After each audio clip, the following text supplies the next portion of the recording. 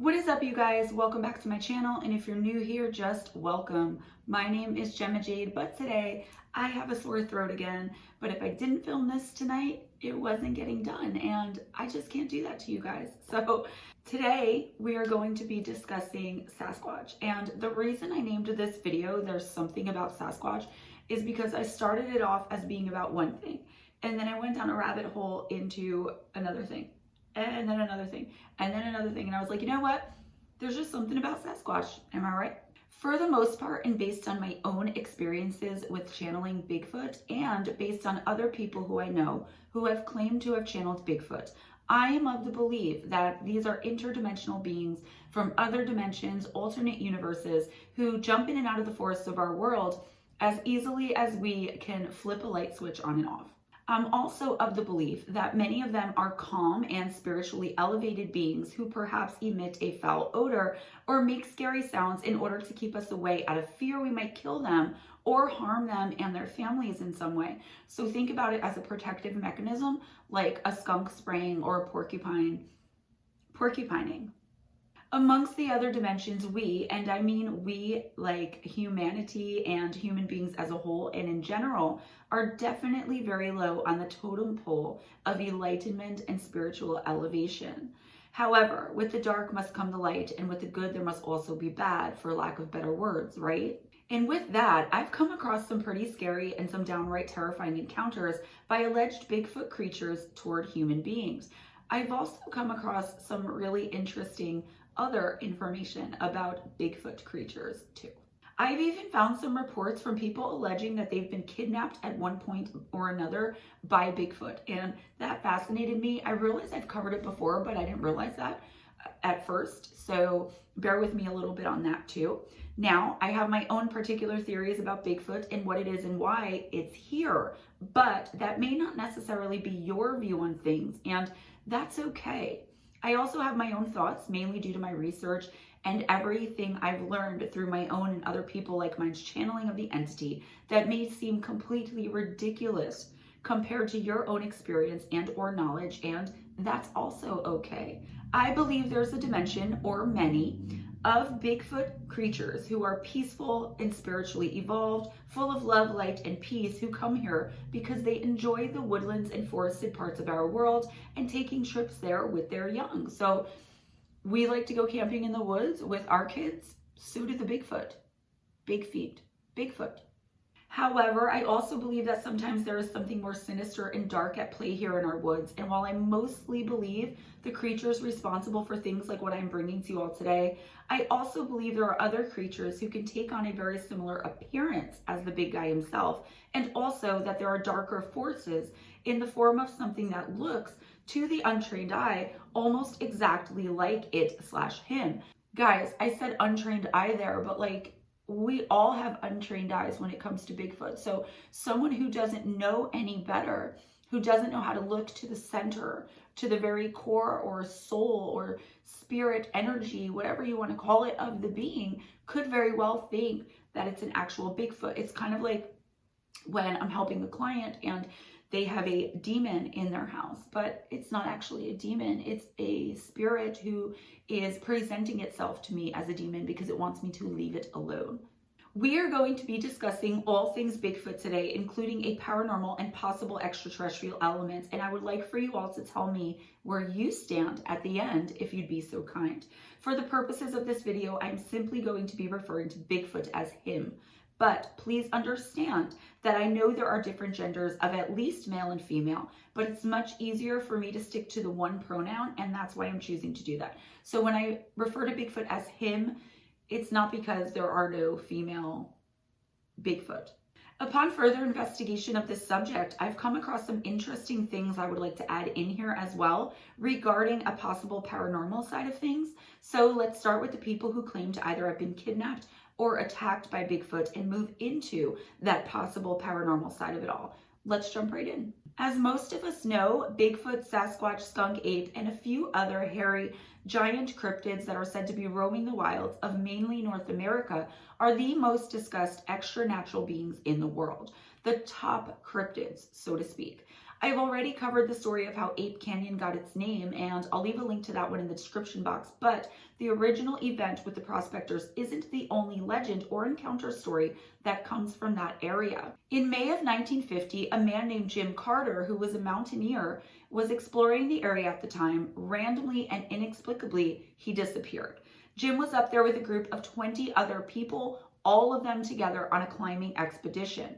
The day was warm and sunny with clear skies, and it was perfect for them to be there doing exactly what they were doing.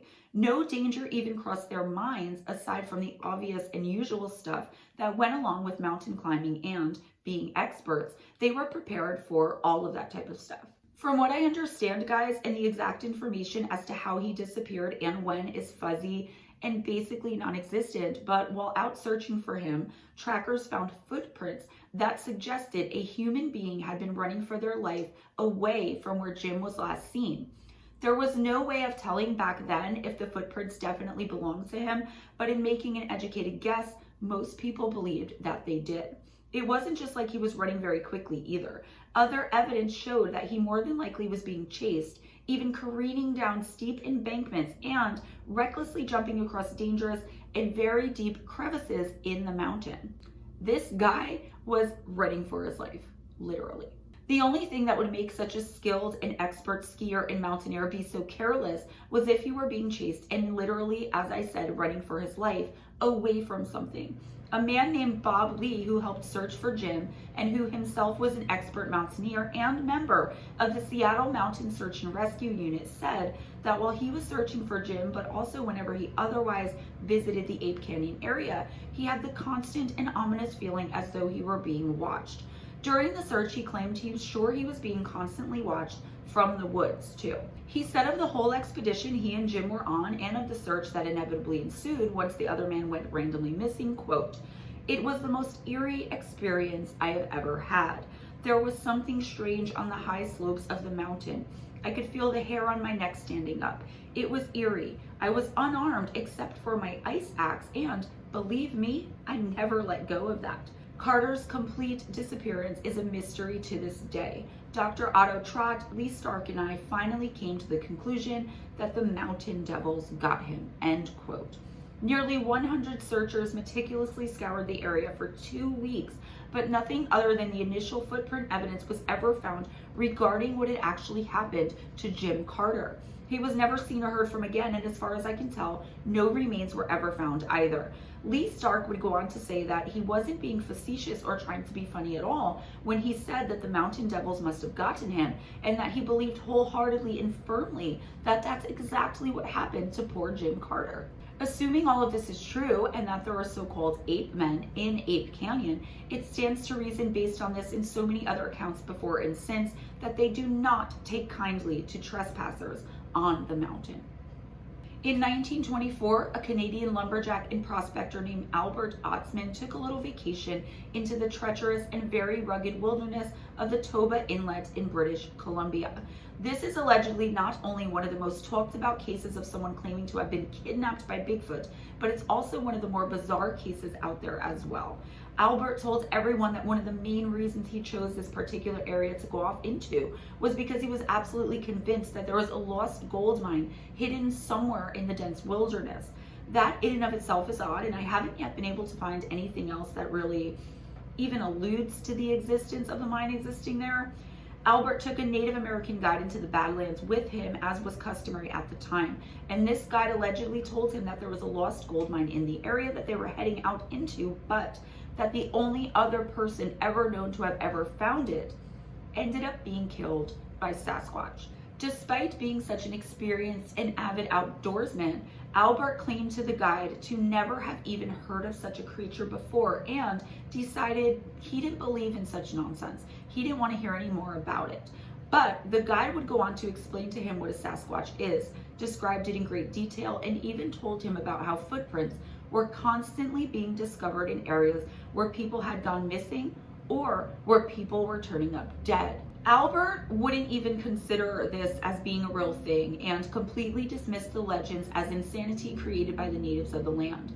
Shortly after hearing of the Sasquatch, the two men set up their camp, and Albert packed up a few supplies, grabbed his rifle and his knife, and headed out into the wilderness alone in order to investigate a mountain pass that he had seen on the way in that he thought was of interest as far as finding this gold mine was concerned. He also told the guide that while he was out there, he would be doing some prospecting. He was camping alone in the wilderness, but it wasn't the first time he had done this by any means, and he was well experienced as far as the woods and the animals of the land were concerned. Or so he thought. He came back from his exploring one day to find several items in his camp had been obviously moved, though nothing had been taken. That same night, he decided to sleep with his rifle right next to him so he could more easily reach it should the need arise. He was thinking that something had come and gone through his camp, but said later that he was thinking more along the lines of like a porcupine than a Sasquatch or anything deadly. While he slept, Albert always left his backpack hanging from a high branch in a nearby tree. When he woke up the next day, he found the contents of it had been dumped out, despite it still hanging from the exact same place where he had left it the night before. This time, some things had been stolen, and those included all of his pancake flour and a half-pound sack of prunes. The only thing that was left was a bag of salts, and it looked like it hadn't even been touched at all.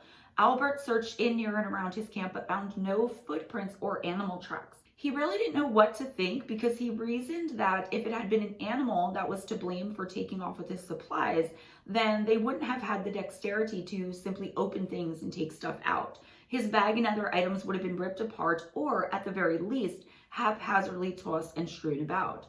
That just wasn't the case, and it looked like someone or something had gently opened things up, took what they wanted, and then purposefully left the rest behind. This, Albert concluded, was something intelligent. Albert tried everything in order to catch the perpetrator, and for 3 nights stayed up as much as he could, but each morning he would wake up and find something else gone through and other things missing. Finally, on the 4th night of his camping excursion here, he went to bed fully dressed, and he fully intended to confront this burglar who he was now convinced was a human being. He had both his knife and his rifle within arm's length and wasn't taking any chances. He thought that he was being burgled and he wasn't about to let it continue. However, he eventually wasn't able to stay awake any longer and fell asleep before morning came. He would go on to say that he woke up at some point feeling as though he were being picked up while still inside his sleeping bag, and due to the fact he was being awoken from a deep sleep, he groggily assumed it must have been some sort of snow slide. However, what didn't occur to him in this groggy and sleepy state was that there was no snow in the area at all at this time. He went on to say that he felt like he had been put on the back of a horse with his sleeping bag somewhat snugly wrapped around him, and that in a panic and with the realization of what was actually happening hitting him, he reached for his rifle and his knife, which it really doesn't specify later on if they were wrapped in the blanket with him or if whatever this was brought it along, but we'll get to that. They obviously weren't there when he was trying to get to them. He couldn't see anything, and there were things poking into and sticking him, which he described as, quote, various equipments, end quote, almost as though he were packed up with someone's equipment that they had loaded onto a horse or some other beast of burden and was being taken almost as luggage somewhere. I think that his rifle and his knife and his things were what were poking him. All he could do was lay there being quiet and still until something happened where he could get a better handle on the situation, escape, or at the very least, understand what was going on. He knew he was traveling uphill, but that was about it. And once again, he knew that he was being carried. So this got a little confusing, guys, as it tends to do. When something is this old, there are some things that are bound to end up lost in translation. But I don't know if he was actually on a horse. I don't think he was, or other animal at any point, or if he just thought he was, because my source materials seamlessly and without explanation moved right into how he felt when he was being carried uphill by the strange creature. So I think he at first thought that he was on a horse or a donkey or something. And then he finally realized that he was actually, in fact, being carried. Albert noticed that this creature, or whatever it was breathing very heavily and was taking him up a pretty steep incline. Whatever was carrying him would also cough every once in a while and make a weird, quote, chattering noise, end quote, at times too. This went on with Albert being carried uphill through the wilderness for what he felt was about 3 hours. Suddenly and all at once, he stopped moving and was basically just dumped onto the ground. He He tried to peek out of his sleeping bag to see what was going on, but it was much too dark for him to be able to really make anything out. He claims to have seen vague shapes of some sort of dark and large creature. He was also led on to how huge these beings were due to the noises they were making, apparently in communication with one another. There were a few of them, and they were all seemingly communicating with one another by making those same chattering sounds that he had heard the original creature that was carrying him up the hill making that same day. Guys, forgive me, my throat is really bad right now. Now that I went through this research, this is the part I think we've covered before, but it's really interesting and it does kind of go with the groove of the rest of the video. So thank you for your patience. I appreciate you. Albert said that his legs were so incredibly and badly cramped that he very much doubted if he could have even walked at that point, let alone run away or try to escape anytime soon. Once it became light outside, Otzman said that he could clearly make out 4 large creatures in total, and all of them were covered in long, shaggy, dirty, and matted hair. He said he believed the massive 8-foot-tall beast was the father, one that was a bit smaller who he took to be the mother, and then 2 even smaller ones. The word smaller here meaning like 6 to 7 feet tall each instead of as large as the father one. He later said of how they looked, quote, "The young fellow might have been between 11 and 18 years old and about 7 feet tall and might weigh about 300 pounds. His chest would be 50 to 55 inches, his waist about 36 to 38 inches. He had wide jaws, narrow forehead that slanted upward round at the back, about 4 or 5 inches higher than the forehead. The hair on their heads was about 6 inches long. The hair on the rest of their body was short and thick in some places. The women's hair on the forehead had an upward turn like some women have. They call it bangs among women's hairdos nowadays. The old lady could have been anything between 40 and 70 years old. She was over 7 feet tall. She would be about 500 to 600 pounds. She had very wide hips and a goose-like walk. She was not built for beauty or speed. Some of those lovable brasiers and uplifts would have been a great improvement on her looks and her figure. The man's eye teeth were longer than the rest of the teeth, but not long enough to be called tusks. The old man must have been near 8 feet tall. Big barrel chest, a big hump on his back, powerful shoulders. His biceps on the upper arm were enormous and tapered down to his elbows. His forearms were longer than common people have, but well proportioned. His hands were wide, the palm was long and broad, and hollow like a scoop. His fingers were short in proportion to the rest of his hand. His fingernails were like chisels. The only place they had no hair was inside of their hands and the soles of their feet and the upper part of their nose and eyelids. I never did see their ears. They were covered with hair hanging over them." End quote. Really? Talking about our breasts? At first, I wondered how he could possibly know such things like how old the creatures were or that they were a family of 4 with a brother and a sister. But then I decided and kind of came to my own conclusion that sometimes in moments like these, when dealing with entities not of this world, whatever form we should happen across, we sometimes just know things. And more often than not, we can't explain how we do. So that's just what I'm going to assume here and giving old Albert the benefit of the doubt that he was telling the truth and somehow knew or possibly channeled all of these odd details about the creatures who had just allegedly kidnapped him, and not that he's making any of it up like most skeptics claim. Some skeptics claim there's too much detail here. He had time to think about it and make it up. I don't believe that. This story rings very true to me. Albert claimed the creatures weren't threatening or aggressive and that the 2 younger ones were actually a bit scared of him. For 6 more days, he claimed they kept him there against his will and by force. The large male would sit right next to the only obvious escape route. They slept inside of a shelter that was lined and covered with dry moss and bark. Little by little, they will all start coming closer and closer to him, seemingly very curious about their captive. Even the little ones seemed interested at that point. They offered him nuts and sweet grass that was collected by the younger male.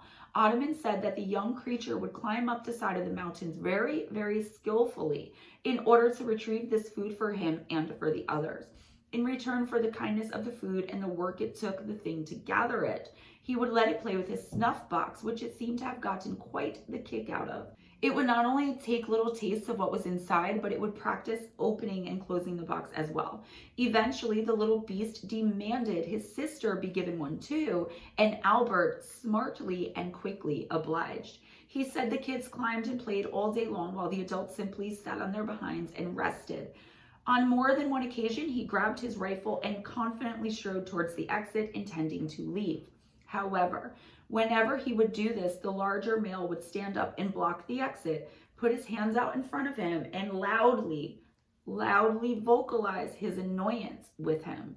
He decided to use the interest in the snuff boxes as a possible way to find some sort of escape. He knew how interested the little ones were in it and therefore decided he would have to feed the entire container or more to the larger adult male, killing or possibly incapacitating it.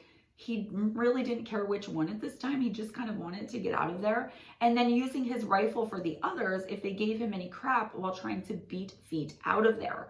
One day he opened a new snuff box and took a little bit, but before he could even offer, the adult male grabbed it out of his hands and emptied the contents into its mouth, going so far as to lick the container when he was done with it. As predicted, the large male Sasquatch became violently sick, and while he was doubled over and seemingly incapacitated, Albert grabbed his rifle and just made a run for it. The angry mother gave chase, but he turned and fired over her head, purposefully missing her, but effectively scaring her off. She turned running back to her man, and her kids gave up as soon as the shot was fired. Albert made a clean getaway, and hopefully the larger male recovered and didn't die. Obviously, I will be keeping snuff boxes on me at all times should I ever be spending any length of time in the wilderness, and I suggest you guys do the same thing. After a little while lost and dazed in the wilderness, and I'm sure being filthy and terrified he was being pursued by his captors, Albert was eventually found and rescued by some loggers and brought back to safety to tell this incredible story of survival. I won't delve into the specifics, but some called him a liar and others pointed to it as absolute proof that Bigfoot exists. I don't know about this one, guys, and though we've discussed it before, I've since learned so much about this creature. I feel confident Albert was at least telling some semblance of the truth. I mean, after all, who would he have been trying to impress with this insane story? It isn't like it was popular back then or like he would have made money off of any of it. And I don't really think or know, I don't know if he ever did, but I don't think he did. Up until that trip, he hadn't even known they existed or what they were, according to him. And he had only just learned about them. He had only just learned about Sasquatch from that guide. Plus, back in the 1920s, I'm quite sure you weren't doing yourself any favors by coming up with such a story. And actually, you were placing yourself at risk for being put in an insane asylum, as they were called back then. So I brought you those two encounters in order to prepare you for what's next. So stay and bear with me as we move into the paranormal portion of today's video, of course. I know there are a lot of you out there and throughout the community in general that won't even consider the fact that Bigfoot might be some sort of supernatural and or interdimensional being. This frustrates me to no end though, because of the aforementioned channeling and what I personally know for absolute fact. But as always, I'm not here to convince you of anything, and I'm simply hoping to open your minds a bit and hoping that you'll hear me out. Let's start off with one of my most favorite people in the community, or at least on the periphery of it, George Noory, and his guest on a little show he hosts called Coast to Coast AM. Email Coast to Coast saying you want Gemma Jade on there.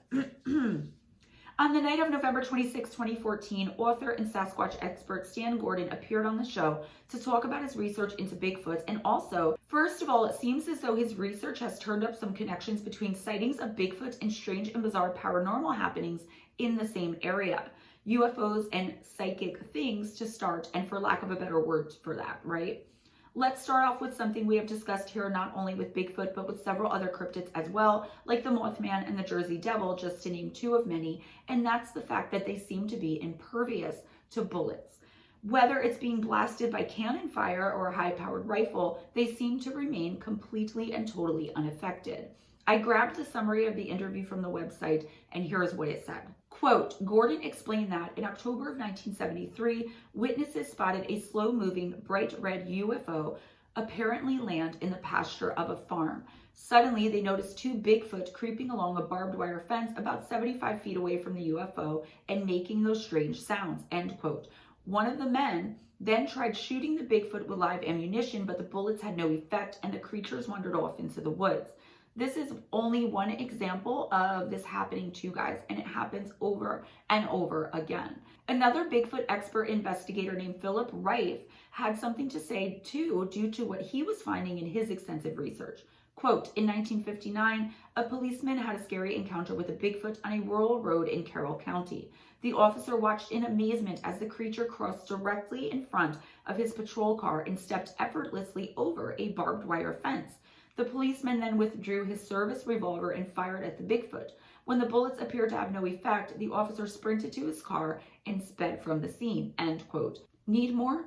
Author of The Psychic Sasquatch, a man named Jack Lapseratitis, I think I said that right, discussed the encounter we recently talked about in another video that was had by old Mrs. Jeffries.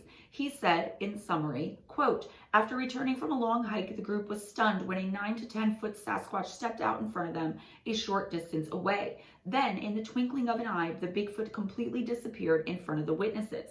The witnesses insisted that it literally dematerialized. Mrs. Jeffrey reported that she was so awed at what she saw that when they returned home, she did not leave the house for 2 weeks. The woman was in such a total state of shock that she did not return to the area for some time. End quote. Another person who's well educated in all matters Sasquatch and other paranormal and extraordinary things that we discuss often here on this channel is an author named Ronan Coughlin, who, according to Nick Redfern, said, quote, quite a large number of Bigfoot-type creatures have been seen in the vicinity of UFOs. I'm not saying there's necessarily a connection between the two, but they do quite often turn up in the same area. Now, if UFOs travel by wormholes, and if Bigfoot does the same, that might allow for a connection between the two. They might not be mutually exclusive. If there are any of these wormholes on Earth, it would be quite easy for anything to come through, and it's quite possible any number of anomalous creatures could find their way through it from time to time. You remember John Keel and his window areas? That would tend to indicate there's a wormhole in the vicinity, such as Point Pleasant, West Virginia, where the Mothman was seen. I have the distinct suspicion we are dealing with window areas that either contact some other planet or they contact another universe. My money is on the other universe rather than the other planet, to be honest with you. Either a shortcut through time or a shortcut through space is recognized as possible these days. This is kind of cutting edge physics, as it were. Now, the other one isn't cutting edge physics at all. It's my own little theory. I think looking at a great many legends, folktales, and things of that nature, it is possible to vibrate at different rates.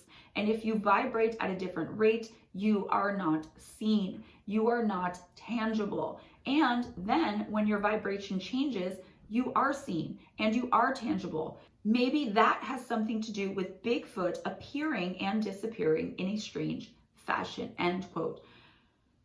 What he said was so incredibly interesting, guys, if you break that down, right? So wormholes, window areas, but what he's saying is what we talk about all the time, trying to raise our vibration, trying to elevate our frequency of the collective and of ourselves as individuals.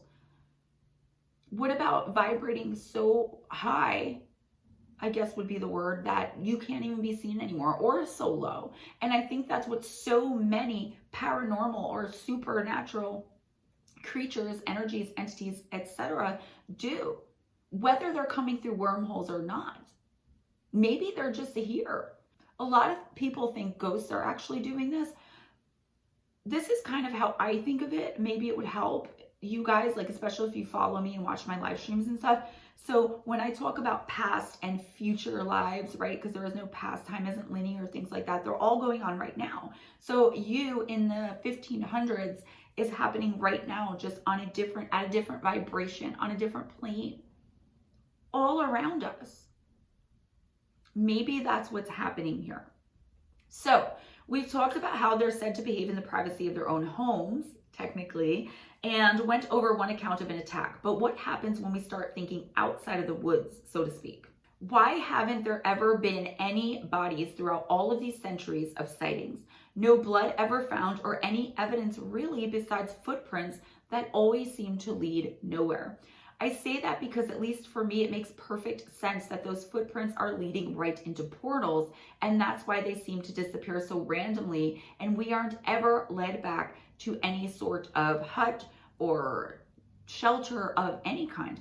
I know there's been some talk recently in the community about huts and shelters that could possibly belong to Bigfoot, but I'll have to look back in more into that for you guys. And I will come back with it in a future video. As I already said, this isn't just a one-time thing, and it doesn't seem to be a coincidence that no one who has ever claimed to have struck a Sasquatch with any sort of weapon, like gun, cannon, or whatever else, hasn't ever been able to give us any definitive proof of ever having done so. What do you all really believe Bigfoot is? Where do you believe he comes from? I want to go over a really strange Bigfoot encounter with you now and see if it might get some of you skeptics thinking about maybe just considering that the big guy is perhaps something not of this world. And it goes back to a couple of sentences that were read as a quote in the beginning of this video about the man who saw the UFO and the Bigfoot. So that's why I particularly chose this one.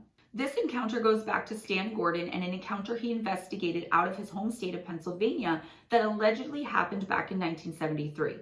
Now, it's important to note that this one case is just that, simply one case of dozens and dozens that he investigated in this same area of the country from 1972 to 1974. Collectively, these were reports of gigantic, hairy, humanoid-shaped, kind of, beasts running around and traipsing all about the woods of Pennsylvania for years, and in some cases not even seeming to care in the least who they were spotted by.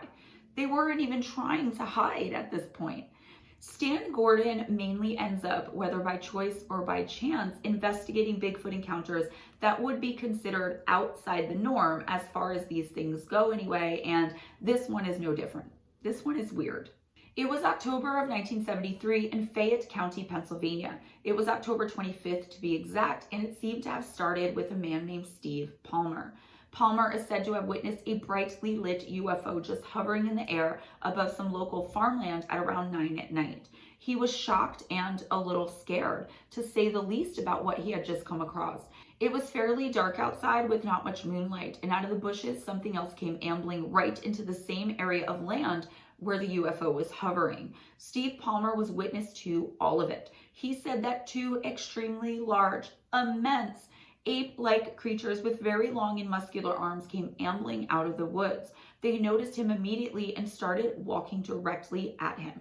This guy was either no joke or really scared, but either way, he wasn't taking any chances and he didn't want no problems. He immediately started blasting at them with his gun. Aside from turning and calmly walking back into the darkened woods, the hail of bullets seemed to have had absolutely zero effect on these beings. So he shot at them. They didn't even turn and run. None of the bullets that he fired hit them, which, could happen. It was a dark night. He couldn't really see where he was shooting. So, I'll give you skeptics the benefit of the doubt there, but no effect at all. Again, completely or seemingly so impervious to gunfire. Not only did the sound of the gunfire make the creatures turn and retreat, but it seems the UFO didn't want no problems either, because it vanished in the blink of an eye, literally in an instant. It didn't even shoot up into the sky or anything, but simply wasn't there anymore when just a second ago it was very obviously hovering almost directly above him. Palmer did go to the local police with his story, and one of the men who spoke with him, one of the police officers, alerted Stan Gordon of the events that had allegedly taken place. He arrived on the scene at approximately 1 in the morning, so about 4 hours after the initial incident had taken place. Gordon had with him other investigators in the same field of study, men named Dennis Meltzer, Fred Pitt, George Lutz, and David Smith. The 5 of them met with Palmer, and he proceeded to tell them about this odd encounter. His father was there with him too. Then something even more bizarre happened. Objectively so, I guess. Right after Steve Palmer was finished telling his story, and while they were still standing near the spot where it had all happened, he started to suddenly breathe very heavily. Then he started panting, and then he started ferociously growling. He knocked his father and George Lutz to the ground, and then he fell to the ground himself, apparently having just passed out right there on the field floor. All of a sudden, too, Fred Pitt couldn't breathe, and Dennis Smeltzer felt like he was going to faint. While all of this was happening, a foul and rotten odor described as, quote, reeking of brimstone, end quote, permeated and dominated the otherwise cool, fresh night air. All of the men somehow knew they were in danger if they didn't get out of there immediately, and so they did. I guess they carried Steve with them. Later on, when he came to, he told them about a very vivid dream he had had while in that unconscious state. He said he saw a robed figure carrying a sickle who warned him that the human race was on the verge of destroying itself. It always seems to be this message though, right? It's like all different entities, creatures, beings, whatever, always come through with this particular message. This happened in the 70s. There are reports from the 1800s, as far as I remember, that also said the same thing, that came from some entity somewhere. The dark robed figure warned that if we didn't stop being so violent, then that's exactly what would happen to us being humanity as a whole. No one knew what to make of any of this, and it wasn't even the business as usual for the investigators. So this was on a whole different level than anything else they had ever experienced. This was a whole other level of strange and bizarre. No one knew what to do with any of it. A few weeks later, Steve Palmer was visited by two men alleging to be Air Force officers. One of the men wore an official uniform, but the other one seemed to be wearing regular clothes, or what was, at the time, known as the plainclothes uniform. I think that was a suit and tie, but I'm not really sure. It didn't take long before Palmer realized that these two men somehow knew everything there was to know about his strange encounter and everything that had happened afterwards too, even though neither he nor his father nor any of the 4 or 5 investigators that were there, none of them reported it to the military, the local police, or anybody. So how did they know? No one has the answer to that question, even today, all of these years later. He claims they confided in him that not only were UFOs real, but that Sasquatch is too, and that they had factual evidence of it. These men seem to have had a couple of few reasons for their visit to Steve Palmer that day. The first thing they did was show him several photos of different Bigfoot creatures and ask him to identify which ones were the one he saw. So obviously this isn't to mean the exact and specific individual Bigfoots that he had seen, but which type. And that's kind of a guess on my part. Maybe they were like, this is Bob the Bigfoot, this is Stan, this is Joe, and this is Terry. And which one of these were the ones that walked out of the woods? I don't think it was like that. I think it was like, did they look like this, or did they look more like this, that type of thing. They also claimed that the military wanted to be sure to have gathered all of the pertinent and relevant data of the incident and what happened afterwards, and asked if he would be willing to be hypnotically regressed in order for them to be sure they achieved this. He agreed with that, and with that and all of the information they'd gathered while there in just those few minutes, the two men got up and showed themselves out. They promised to keep him apprised of anything new that came up and to keep in touch with him with regard to the regression. However, he never saw or heard from them again. Shocker. That's where this particular strange encounter ends, guys, and I know that was a ton of information kind of smushed into one video, but there's a reason I did that. I did that just to show how massive the scope of Bigfoot is. And I believe the scope is just as massive and the range just as wide, with so many other things in not only the field of cryptids and cryptozoology, but of ufology as well, and here in the paranormal community as well. There's so many unknowns and contradictions, and that's why, in my humble opinion at least, we can't really disregard anything, and we also have to work together, or we will never be able to unravel even the one little string of any of it, let alone get down to the truth and identify some real answers. Let me know what you all think in the comments below as usual. That's all I have for you today, guys. Please give this video a big thumbs up if you enjoyed hanging out with me, if you enjoyed the content, if you enjoyed spending this time with me. Again, I'm really sorry. I know my scratchy voice is annoying, but I figured this was better than having nothing at all, right? Please spread the love by sharing this video. Subscribe if you haven't already. Check out the description box for some important links on how to donate to the channel: PayPal, Patreon, Cash App, my Amazon wish list gift link if you want to send me a gift.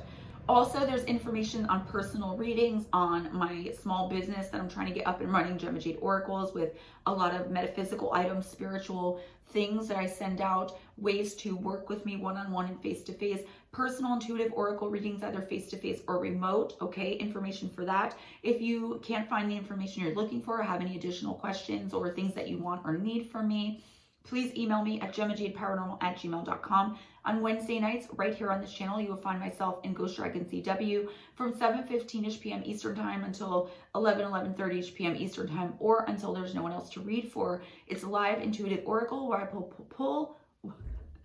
where I pull one random oracle card from one random oracle deck and tell you what your week is going to be like for donation only. That's to bring you guys in and get you interested in what I do. So you might want to purchase a personal or just come hang out. There's a really great group of people in there. Thursday nights, it's myself, Ghost Dragon ZW, and usually Miss Paranormal Pixie, Miss Lara, and we discuss usually spirituality, metaphysical things. But if you want to be a guest on that show and talk about your paranormal experiences or whatever the case may be, email me at GemmaJadeParanormal@gmail.com. Links for all 3 of my books, Missing the Faith Theory, Encounters with Evil, 101 True and Terrifying Stories, and Shadow Entities, Sleep Paralysis, and Beyond, on Amazon, Kindle and paperback versions, also in the description box. If you want an autographed copy, email me, and for any and all other correspondence, once again, at GemmaJadeParanormal@gmail.com.